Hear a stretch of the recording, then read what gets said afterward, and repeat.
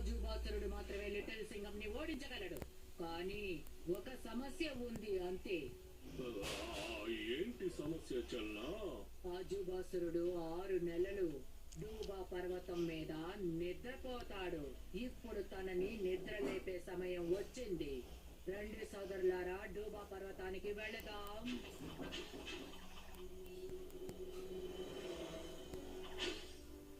మనం డోబా పర్వతం మీద ఉన్నాం. అజుబాసురుడు ఎక్కడా? కాపాడండి. ఇంత పెద్ద చెయ్యా?